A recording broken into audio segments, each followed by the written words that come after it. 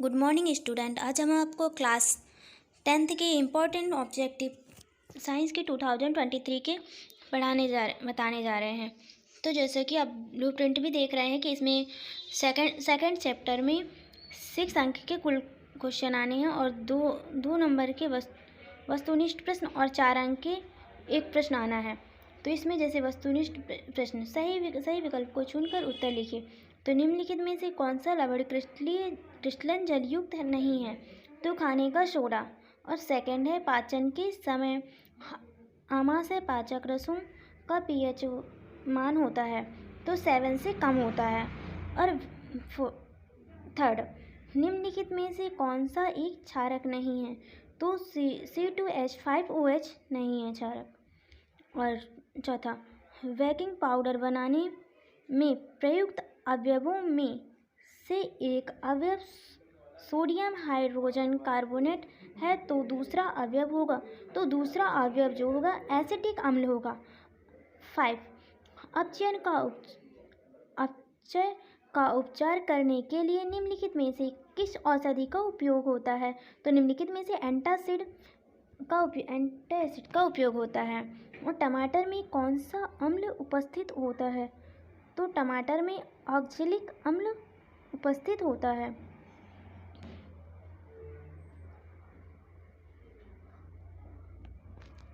Seven, sodium carbonate एक क्षारीय लवण है क्योंकि यह निम्नलिखित का लवण होता है। तो सोडियम लवण क्षारीय लवण है, यह दुर्बल अम्ल एवं प्रबल क्षारीय होता है। अम्लों के लिए कौन सा कथन सत्य है? तो अम्लों के लिए खट्टा स्वाद नीले लिटमस को लाल कर देता है। और 9th है पीएच स्केल की परस है तो पीएच स्केल की परस 0 से 14 तक होती है, यानी 0 से 14 तक होती है।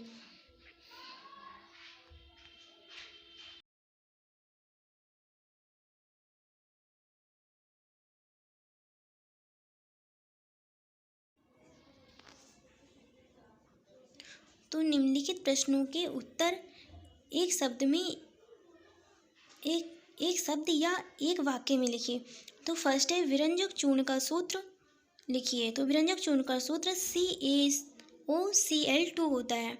और सेकंड है धातु हाइड्रोजन कार्बोनेट अम्ल से क्रिया करके किसका निर्माण करता है?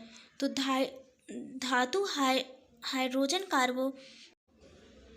हाइड्रोजन कार्बोनेट अम्ल से क्रिया करके संगत लवण कार्बन डाइऑक्साइड गैस एवं जल का निर्माण करता है।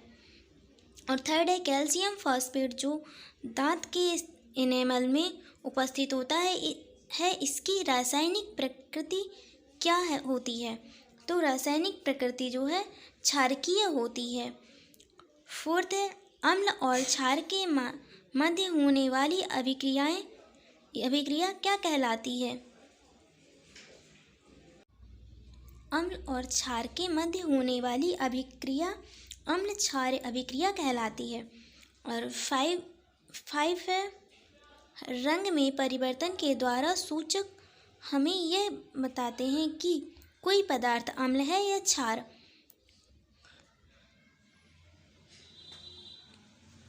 तो वो गंधीय सूचक के द्वारा बताते हैं कि कोई पदार्थ अम्ल है या क्षार। और छठवां है विरंजक चूर्ण के निर्माण से कौन से पदार्थ का उपयोग होता है? तो विरंजक चूर्ण के निर्माण से शुष्क बुझा हुआ चूना तथा क्लोरीन गैस का निर्माण होता है।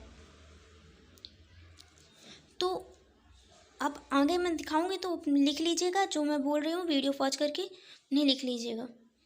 7 है मिल्क ऑफ मैग्नीशिया क्या है?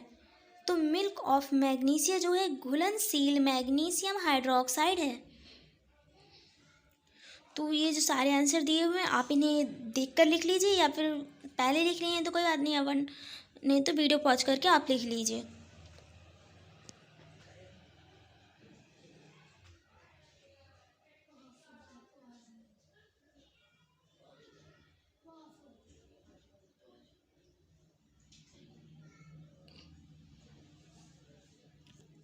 प्रश्न नंबर 3 है, रिक्त स्थानों की पूर्ति कीजिए।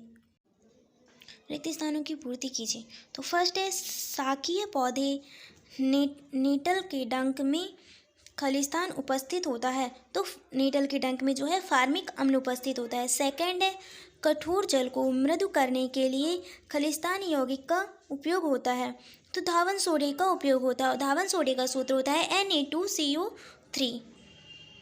तो आप वीडियो पॉज करके इसे लिख लीजिए या याद कर लीजिए।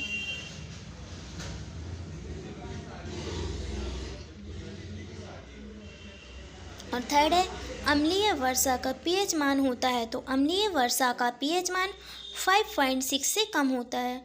फोर्थ है, सोडियम हाइड्रोजन कार्बोनेट का सामान्य नाम खलिस्तान है, तो किस सामान्य नाम वैकिंग सोडियम हाइड्रोजन कार्बोनेट का सामान्य नाम जो है वैकिंग सोडा है।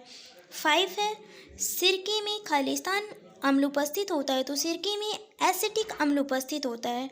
6 है, चूना, पत्थर, खड़िया एवं संगमरमर खलिस्तान के विभिन्न रूप हैं, तो इनके विभिन्न रूप जो है CaCO3 है। 7 है, अम्ल एवं क्षार की अभिक्रिया परिणाम स्वरूप लवण तथा जल प्राप्त होते हैं, इस अभिक्रिया को खलिस्तान कहते हैं, तो इस अभिक्रिया को अम्ल क्षार अभिक्रिया कहते हैं। 8 है, अधात्विक ऑक्साइड खलिस्तान प्रकृति के होते हैं, तो अधात्विक ऑक्साइड जो होते हैं अम्लीय प्रकृति के होते हैं। 9 है, लिटमस विलयन जल ना तो अम्लीय होता है और ना ही क्षारकीय, तब यह खलिस्तान रंग का होता है, तो लिटमस विलयन जब ना अम्लीय और ना ही क्षारीय होता है तब यह बैंगनी रंग का होता है। और 10वां है, जब धातु अम्ल से हाइड्रोजन परमाणु का हाइड्रोजन गैस के रूप में विस्थापन करती है, तब जो यौगिक बनता है उसे लवण कहते हैं। सो आप वीडियो पॉज करके इन्हें लिख लीजिएगा ताकि आपके एनुअल एग्ज़ाम में काम आएंगे, और अभी हाफ ईयरली एग्ज़ाम तो आपके होने ही वाले हैं। सही जोड़ी मिलाइए। तो इसमें कॉलम आ और कॉलम दोनों में दिए गए हैं। फर्स्ट है खट्टे दूध यानी दही, मतलब 5 में जो होता है लैक्टिक अम्ल पाया जाता है, और सेकंड है दिए गए चींटी के डंक में दिए गए हैं, तो जैसे खट्टे दूध चींटी के डंक में चींटी के डंक में खट्टे मेथनोइक अम्ल होता है, जो है लैक्टिक अम्ल पाया जाता है, रस का पीएच मान होता है, तो नींबू के रस का पीएच मान जो होता है 7 से कम होता है। और सोडियम हाइड्रोक्लोराइड चींटी के डंक में जो होता है मेथनोइक अम्ल होता है 7 से अधिक होता है। और 5 है, नींबू के रस का पीएच मान होता है, नींबू के रस का पीएच मान जो होता है 7 से कम होता है। सोडियम हाइड्रोक्लोराइड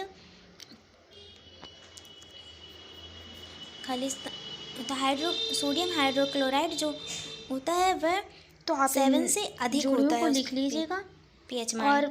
और क्षारक जो होता है और थैंक यू। अगर आपको वीडियो पसंद आए तो वीडियो को लाइक, शेयर एंड सब्सक्राइब कीजिएगा, और ऐसे thank you watch this video.